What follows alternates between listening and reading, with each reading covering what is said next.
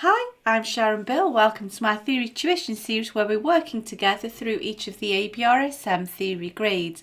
There are loads of resources available to help you on my website. If you go to sharonbill.com, you'll find some free PDF information sheets and you can download those in US letter or A4 and they accompany each step of this series. You'll also find a page there with links to all of my YouTube video tutorials.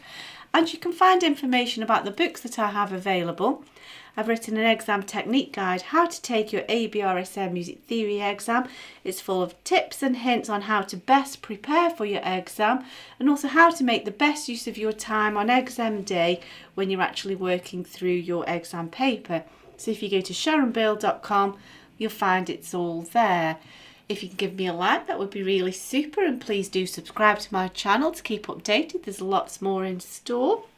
And now we're going to continue with the 2014 Grade 3 past papers. We're on paper B, and if you turn with me to page 7, we'll make a start on question 4 now. And so I always suggest that you have a go of this on your own first of all. It's always better to learn by your mistakes. And so long as you're writing in pencil, you can just rub anything out and have another crack at it. You'll learn it much more thoroughly that way than just by passively copying it through. So I'm hoping you've had a go of this, and now we'll look at this question together. So we're asked to add the complete rest or rests. Now that's the really important point. We're going to need combinations of rests at all the places marked with a little star in these two melodies. So we've got two separate time signatures, so we're going to have two different amounts to add up to. So just be careful to note the change there to make each bar complete.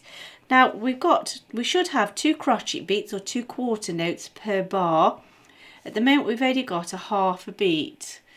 We should have two beats, so we've got 1.5 beats to fill in, which would give us a rest of that, a dotted crotchet rest. However, that would not be acceptable as the answer because that implies compound time, and this is why we need to show rests rather than a single rest, because we need to use our rests to reflect each unit beat. Just as the same rules apply for when you're beaming notes together, we need to show the start of each new beat.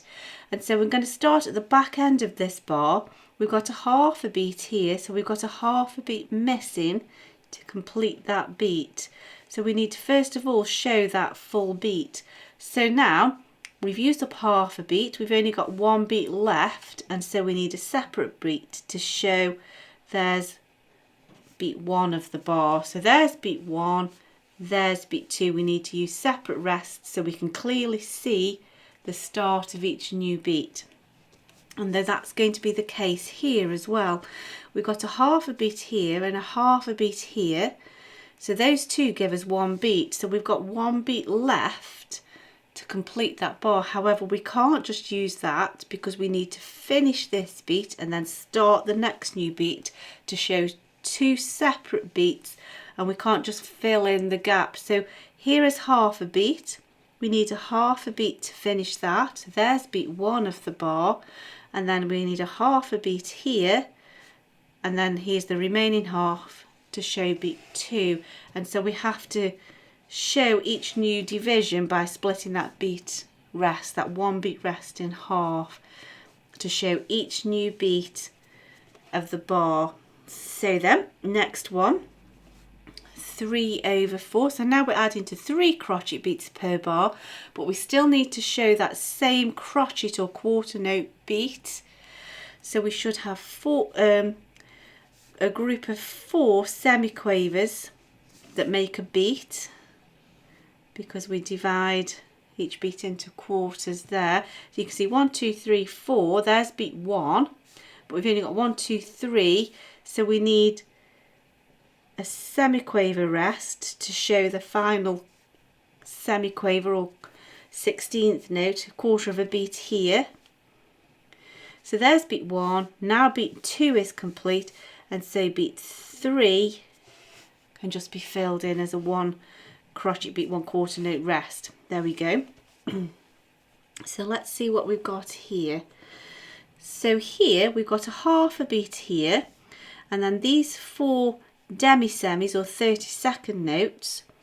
If you think 2 demi-semis give us the equivalent to 1 semi, or 2 30-second notes give us the same equivalent of a 16th note.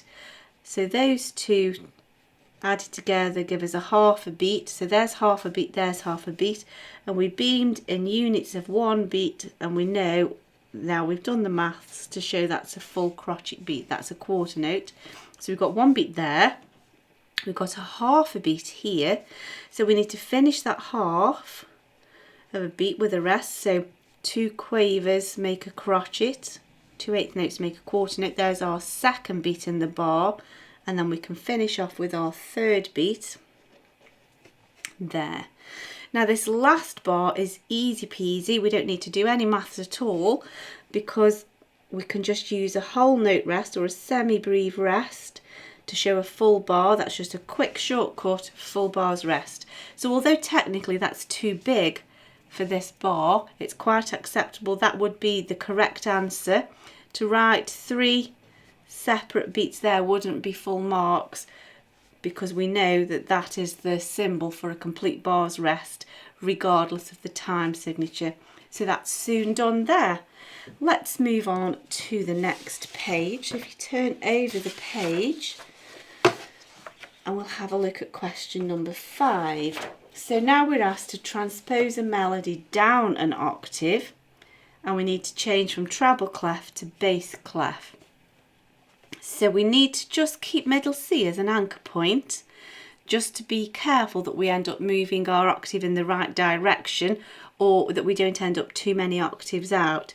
So middle C is at the bottom of the treble clef, the top of the bass clef. So here, this is the E above middle C, and so we need to move it down 8 notes from the middle C, D, E above, down 8 notes, 1, 2, 3, 4, 5, 6, 7, 8, to the E below middle C. So that's our starting point now, that's our octave below. The E below middle C is where we're starting from, and now that's the hard work done. We can just work everything out from this point. So here we're going to be going down 1, 2, 3, 4, 5. 1, 2, 3, 4, 5 to the E, D, C, B, A. E, D, C, B, A, that's correct. Now up a third.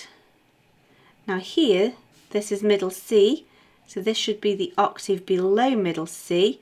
1, 2, 3, 4, 5, 6, 7, 8, that's correct, so we're in the right place. Tie that. I'll worry about the tie afterwards when we decide which way the stems are going for sure. Let's just concentrate on one thing at a time. Down a step, down a step, back up a step, back up a step, and that should take us to the C that we were there. Yes, that's correct. Oh, shall we put the dots in there? Up a step to the D, tie, dot, tied. We'll worry about the tie in a moment.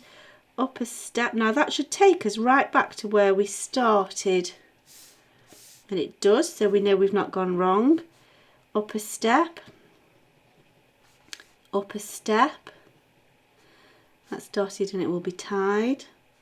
Down 1, 2, 3. 1, 2, 3. Which should take us back to the note we started on. It does so that's good. Now here we're going to go, let's just carry this forward. We were here, so we're going to go up 1, 2, 3, 4. So from this E here where we were, it's tricky, just swapping line. 1, 2, 3, 4 to the A. That's correct. Down a step, down a step, up a step, up a step. Now up a step, and that is that. So now we've just got to worry about the stems. So this is above the middle line, so this stem must come down. This stem is below the middle line, so this must come up.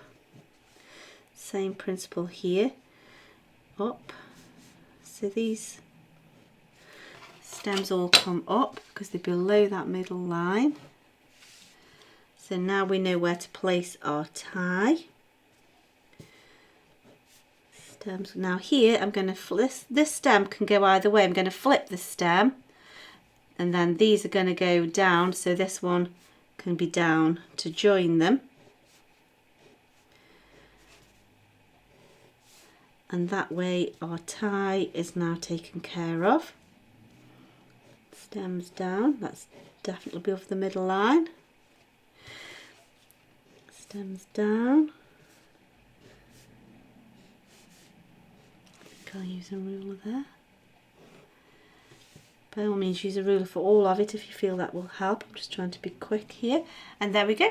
That's that question completed. Let's just have a quick scan through, make sure I've not missed anything. I think that's that question completed. That's job done. I hope that's helpful to you. I hope that you've enjoyed it. I'm certainly enjoying it. If you can give me a like, that would be really super. Please do subscribe to my channel to keep updated. There's lots more in the pipeline. And also please do visit sharonbill.com and have a browse around there at all the resource and information that's available to help you. Thanks for watching and I'll see you next time. Bye.